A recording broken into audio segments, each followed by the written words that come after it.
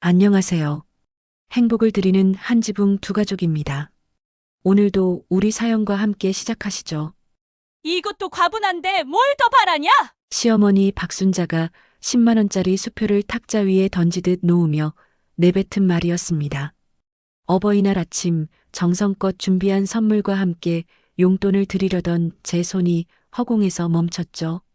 결혼한 지 3년이 지났지만 시어머니의 차가운 시선은 여전했습니다. 처음엔 새 며느리라서 그런가 싶었는데 시간이 갈수록 더 심해지는 느낌이었어요. 특히 친딸 민정이가 와 있을 때면 그 차이는 더욱 극명했습니다. 가슴이 답답해졌습니다. 마치 목에 무언가 걸린 것처럼 숨이 막혔어요. 지난주부터 얼마나 고민했는지 모릅니다. 시어머니께 어떤 선물을 드릴까, 용돈은 얼마나 드려야 할까 고민하며 밤잠을 설쳤거든요. 그런데 돌아온 건 이런 모욕적인 말이었습니다. 언니, 이거 봐. 엄마가 골드바 또 사주셨어. 바로 그때 시누이 민정이가 거실로 들어오며 반짝이는 금목걸이를 자랑했습니다. 박순자의 얼굴이 순식간에 환해지더군요. 방금 전 제게 보였던 차가운 표정은 온데간데였고 따뜻한 미소를 지으며 딸을 맞이했습니다. 우리 딸이 그렇게 좋아할 줄 알았어. 이번엔 더 예쁜 걸로 골라봤지. 제 심장이 쿵 내려앉는 소리가 들렸습니다. 같은 어버이날, 같은 시간에 벌어진 일이라는 게 믿어지지 않았어요. 저는 고작 10만 원도 과분하다는 소리를 들었는데 친딸에게는 수백만 원짜리 금목걸이를 선물하고 계셨던 거죠. 제 가슴 속에서 뭔가 뜨거운 것이 치밀어 올랐습니다. 분노인지 서러움인지 구분이 안 될 정도였어요. 눈시울이 뜨거워지면서 눈물이 맺히려 했지만 꾹 참았습니다. 이런 곳에서 울면 안 된다는 생각이 들었거든요. 하지만 어떻게 할 수도 없었죠. 며느리라는 이유로 참아야 하는 게 당연하다고 여겨지는 이 집에서는 말입니다. 손끝이 차갑게 식어갔습니다. 이런 기분은 처음이었어요. 결혼 전에는 상상도 못했던 일들이 현실에서 벌어지고 있었습니다. 시어머니의 차별 대우는 어제 오늘 일이 아니었습니다. 하지만 오늘처럼 노골적으로 드러난 적은 처음이었죠. 민정이가 온 이후 그 차이는 더욱 극명해졌어요. 민정아, 배고프지? 엄마가 내가 좋아하는 갈비찜 끓여놨어. 박순자는 딸을 위해 이른 아침부터 갈비찜을 끓이고 계셨던 겁니다.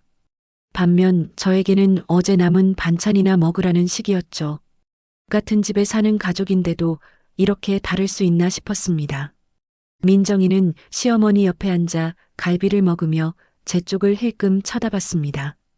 그 시선에는 묘한 우월감이 담겨 있었어요. 자신이 이 집에서 얼마나 사랑받는 존재인지 과시하는 듯한 눈빛이었죠. 저는 부엌에서 혼자 식은 밥을 먹고 있었는데 그들의 행복한 모습이 더욱 대조적으로 느껴졌습니다. 가슴 한쪽이 서늘해졌습니다. 마치 찬바람이 가슴속을 훑고 지나가는 것 같았어요. 이런 감정이 얼마나 오래 갈까 생각하니 막막했습니다. 엄마, 내가 이번에 새 아파트 계약하려는데 보증금이 좀 부족해. 얼마나 필요한데? 한 2천만 원 정도? 박순자는 망설임 없이 고개를 끄덕였습니다. 2천만 원이라는 거액을 아무렇지도 않게 승낙하는 모습에 저는 깜짝 놀랐어요. 얼마 전 제가 친정 아버지 병원비로 100만 원만 빌려달라고 했을 때는 그렇게 인상을 찌푸리시더니 말입니다. 그때 상황이 생생하게 떠올랐습니다. 친정에서 돈 달라고 하면 어떡하냐며 한숨을 푹 쉬시던 모습, 우리도 여유가 없다며 고개를 저으시던 모습이 선명했어요. 우리 딸 좋은데 살아야지. 나중에 통장 갖다 줄게. 그때 제 핸드폰으로 친정 어머니의 전화가 왔습니다. 아버지 수술 날짜가 잡혔다는 소식이었어요. 또다시 병원비 이야기를 꺼내야 하나 고민이 됐지만 아버지를 생각하니 용기를 낼 수밖에 없었습니다. 목이 마른 것처럼 말이 잘 나오지 않았습니다. 손바닥에 땀이 촉촉하게 맺혔어요. 어머니, 죄송한데 아버지 수술비로. 또, 너희 친정은 돈이 그렇게 많이 드나? 박순자의 목소리가 차갑게 식어 있었습니다. 방금 전 딸에게 보였던 따뜻함은 어디로 갔는지 모를 정도였죠. 같은 입에서 나온 말이라고는 믿기 어려웠습니다. 남편 최민호가 퇴근해서 집에 돌아왔을 때 저는 마지막 희망을 걸고 그에게 오늘 있었던 일을 털어놓았습니다. 하지만 돌아온 건 예상했던 반응이었어요. 엄마도 나름대로 이유가 있으실 거야. 민정이는 딸이고 너는 며느리잖아. 최민호의 말에 저는 허탈함을 감출 수 없었습니다. 3년 동안 결혼 생활을 하면서 단 한 번도 제 편을 들어준 적이 없는 남편이었죠. 언제나 어머니 편이었고 저는 그냥 참으라는 식이었어요. 가슴속에서 뭔가 푸석하게 무너지는 느낌이었습니다. 마치 쌓아올린 모래성이 파도에 휩쓸려 내려가는 것처럼 허무했어요. 결혼할 때만 해도 든든한 동반자가 될 거라고 믿었는데 정작 필요할 때는 벽을 만나는 기분이었습니다. 그래도 너무 심한 것 같지 않아? 민정이에게는 2천만 원을 아무렇지도 않게 주면서 내 아버지 수술비는 엄마 돈인데 뭐라고 하지 마. 그리고 우리가 얼마나 신세를 지고 있는데. 최민우는 제 말을 끝까지 듣지도 않고 대답했습니다. 신세를 진다는 말에 가슴이 먹먹해졌어요. 저도 이 집 며느리로서 나름대로 최선을 다하고 있다고 생각했는데 남편 눈에는 그냥 얹혀 사는 존재로밖에 보이지 않는 모양이었습니다. 목구멍이 막힌 것처럼 답답했습니다. 말하고 싶은 게 많았지만 어디서부터 시작해야 할지 몰랐어요. 그동안 쌓인 서운함과 억울함이 한꺼번에 밀려왔지만 남편은 이미 고개를 돌리고 텔레비전을 보고 있었습니다. 그날 밤 저는 잠을 이룰 수 없었습니다. 천장을 바라보며 생각에 잠겼죠. 과연 이 집에서 제가 진정한 가족으로 받아들여질 날이 올까 하는 의문이 들었어요.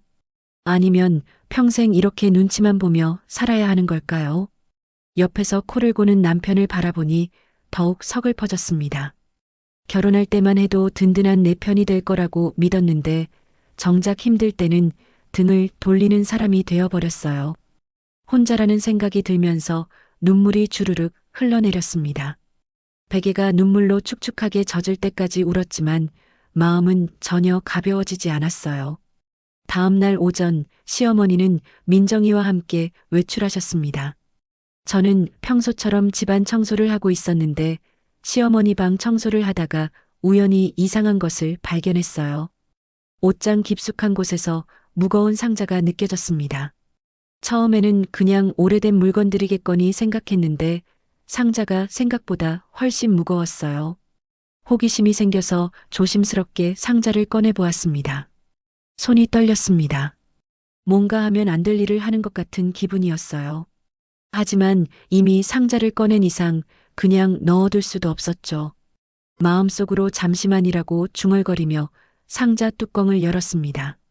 상자를 열어보는 순간 저는 눈을 의심했습니다. 반짝이는 금괴들이 가득 들어 있었거든요. 대충 세어봐도 10개는 넘어 보였어요. 각각의 무게를 생각해보니 이건 정말 엄청난 금액이었습니다. 심장이 쿵쿵거리며 뛰기 시작했습니다. 이런 걸 봐도 되는 건가 하는 생각과 동시에 분노가 치밀어 올랐어요. 그동안 시어머니가 저를 어떻게 대했는지 생각하니 기가 막혔습니다. 손이 덜덜 떨렸습니다. 시어머니가 이런 거액을 숨겨두고 계셨다니 믿기지 않았어요. 그러면서 동시에 분노가 치밀어 올랐죠. 제가 아버지 수술비 100만 원을 부탁했을 때 그렇게 인색하게 굴었던 이유를 알 것 같았어요. 머리가 띵해졌습니다. 마치 누군가가 머리를 망치로 때리는 것 같은 충격이었어요. 그동안의 모든 기억들이 주마등처럼 스쳐 지나갔습니다. 돈이 없다, 여유가 없다며 저를 외면했던 모든 순간들이 거짓말이었던 거죠. 급히 상자를 원래 자리에 놓고 방을 나왔습니다. 가슴이 두근두근 뛰어서 진정이 안 됐어요. 이런 돈이 있으면서도 며느리에게는 푼돈도 아까워하는 시어머니의 모습이 너무나 충격적이었습니다. 거실에 앉아 생각해보니 더욱 화가 났습니다. 그동안 저를 무시하고 차별 대우했던 것도 억울한데 이렇게 거액을 숨겨두고서는 없다고 거짓말을 한 셈이었으니까요. 제 눈에서 또다시 눈물이 흘러내렸지만 이번에는 분노의 눈물이었습니다. 며칠 후 저는 더욱 충격적인 사실을 알게 되었습니다. 민정이가 또다시 집에 왔는데 이번에는 시어머니와 은밀한 대화를 나누고 있었어요. 부엌에서 설거지를 하던 저는 자연스럽게 그들의 대화를 엿듣게 되었습니다. 엄마, 이번에 정말 고마워. 금괴 팔아서 보증금 해결됐어. 제 손에서 그릇이 떨어질 뻔했습니다. 민정이가 말한 금괴가 제가 본 바로 그것이었던 거죠. 시어머니는 딸을 위해 금괴를 팔아서 돈을 주고 있었던 겁니다. 온몸에 소름이 돋았습니다. 마치 찬물을 뒤집어 쓴 것처럼 등골이 서늘해졌어요. 그동안의 의심이 확실한 사실로 드러나는 순간이었습니다. 괜찮아. 엄마가 딸 위해서는 뭐든지 해줄 수 있지. 근데 형수는 모르지? 이런 거 알면 난리 날 텐데. 당연히 모르지. 알 필요도 없고. 어차피 며느리 주제에 뭘 바라겠어. 며느리 주제에라는 말에 제 가슴이 철렁 내려앉았습니다. 그동안 시어머니가 저를 어떻게 생각하고 있었는지 적나라하게 드러나는 순간이었어요. 저는 이 집에서 그냥 머슴 취급받는 존재였던 거죠. 눈앞이 캄캄해졌습니다. 3년 동안 정성껏 모셨던 시어머니가 속으로는 저를 이렇게 생각하고 있었다니 믿고 싶지 않았어요. 하지만 직접 들은 말이라 부인할 수도 없었습니다. 그런데 엄마 나중에 형이 알면 어떡해? 민우는 괜찮아. 엄마 편이니까. 설령 알게 되더라도 며느리보다는 누나를 선택할 거야. 시어머니의 자신만만한 목소리에 저는 더욱 절망스러웠습니다.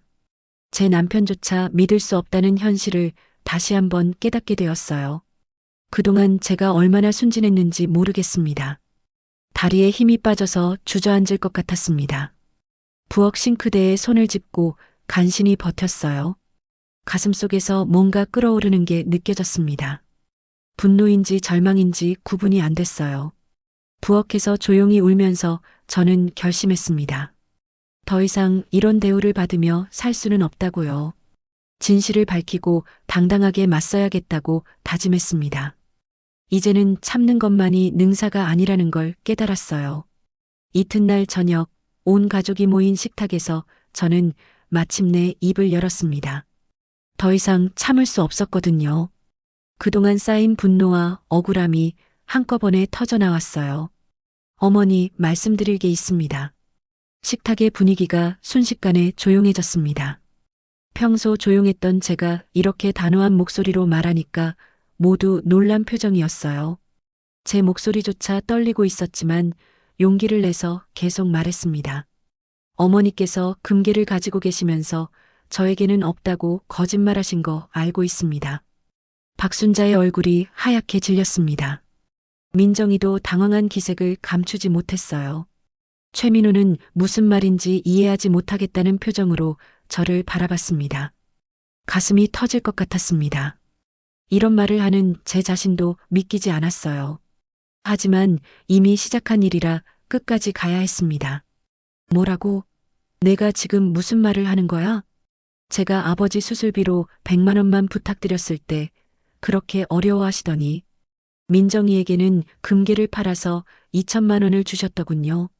시어머니는 말문이 막힌 듯 아무 대답도 하지 못했습니다. 민정이가 나서서 변명을 늘어놓기 시작했어요. 형수, 그게 아니라. 조용히 하세요. 어머니께서 직접 대답하시게 해주세요. 제 목소리에는 그동안 억눌러왔던 분노가 고스란히 담겨 있었습니다. 손이 떨렸지만 목소리만큼은 또렷하게 유지하려고 노력했어요. 박순자는 한참을 망설이더니 마침내 입을 열었어요. 그래, 내가 그랬다. 내 돈 내가 어떻게 쓰든 상관없잖아. 그럼 처음부터 그렇게 말씀하시지 왜 없다고 거짓말을 하셨나요? 며느리라서 알 필요도 없다고 생각하신 거죠? 목소리가 점점 높아졌습니다. 그동안 참았던 모든 감정이 한꺼번에 쏟아져 나왔어요. 식탁 위의 공기가 얼어붙은 것 같았습니다. 모든 게 드러나는 순간이었어요. 제 폭로의 식탁은 아수라장이 되었습니다. 최민호가 어머니를 바라보며 물었어요. 엄마, 이게 정말이에요? 금괴가 있다고요? 박순자는 더 이상 부인할 수 없다는 듯 고개를 끄덕였습니다. 최민호의 얼굴에 당황스러운 표정이 스쳐 지나갔어요. 자신도 모르고 있었던 사실이었던 모양입니다. 왜 저한테는 말씀 안 하셨어요? 저도 아들인데. 너는 며느리가 있으니까 말하면 복잡해질 것 같아서. 시어머니의 대답에 최민호도 할 말을 잃었습니다.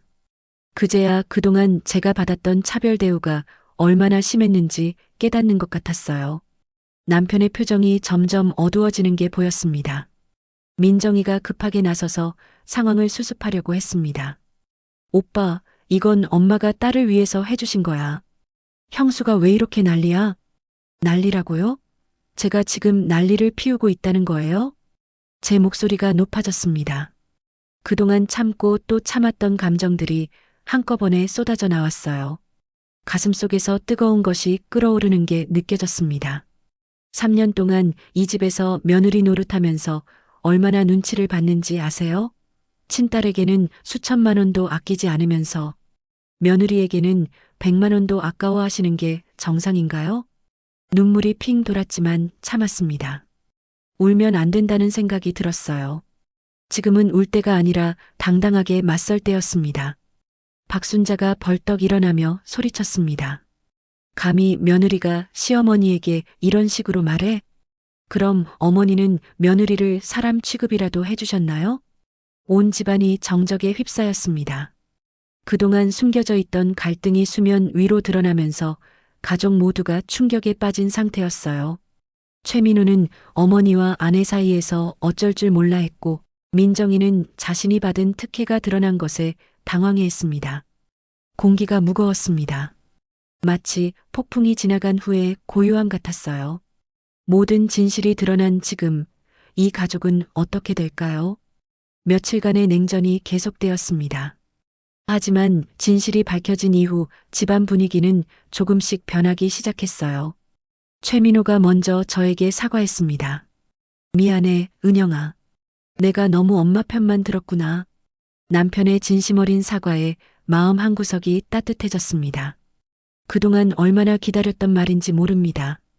결혼한 이후 처음으로 남편이 제 편이 되어주는 기분이었어요. 그리고 박순자도 서서히 마음의 문을 열기 시작했습니다. 어느 날 저를 조용히 불러서 이야기를 꺼냈어요. 평소와 다른 조심스러운 목소리였습니다. 은영아, 내가 너무했다. 시어머니의 입에서 나온 사과의 말에 저는 깜짝 놀랐습니다. 그동안 한 번도 들어본 적이 없는 말이었거든요. 가슴이 뭉클해지면서 눈물이 맺히려 했어요. 딸이랑 며느리는 다르다고 생각했는데 그것도 핑계였나 보구나. 내가 이 집 며느리로 들어와서 얼마나 힘들었을지 생각해보니 미안하더라. 박순자의 눈에 눈물이 맺혀 있었습니다. 그 모습을 보니 제 마음도 조금씩 누그러졌어요. 그동안 쌓였던 서운함이 조금씩 녹아내리는 느낌이었습니다. 어머니도 나름대로 이유가 있으셨을 거예요. 아니야. 변명할 수 없어. 내가 너를 진짜 딸처럼 대하지 못한 게 잘못이었어. 시어머니의 진심이 느껴졌습니다. 목소리에 담긴 후회와 미안함이 진짜였어요. 그동안 얼마나 답답했을까 생각하니 저도 마음이 아팠습니다. 그날 이후 박순자는 정말로 변했습니다. 저를 대하는 태도도 달라졌고 민정이에게도 지나친 특혜를 주지 않기 시작했어요. 아버지 수술비도 흔쾌히 내주시면서 진심 어린 사과를 해주셨습니다. 은영아, 아버님 수술 잘 되시길 바란다. 내가 진작 도와드렸어야 했는데. 시어머니가 직접 병원비 봉투를 건네주시며 하신 말씀에 저는 감격했습니다. 그동안 얼마나 기다렸던 순간인지 모릅니다. 단순히 돈의 문제가 아니라 진정한 가족으로 인정받는다는 느낌이었어요. 민정이도 처음에는 못마땅해 했지만 점차 상황을 이해하기 시작했습니다. 자신이 받았던 특혜가 얼마나 과했는지 깨닫게 된 거죠. 어느 날 저에게 조심스럽게 다가와서 말했어요. 형수, 미안해. 내가 너무 당연하게 생각했나 봐. 가족 모두가 변화하는 모습을 보니 신기했습니다. 갈등이 터지기 전에는 상상도 못했던 일이었어요. 때로는 정면 승부가 필요하다는 걸 깨달았습니다.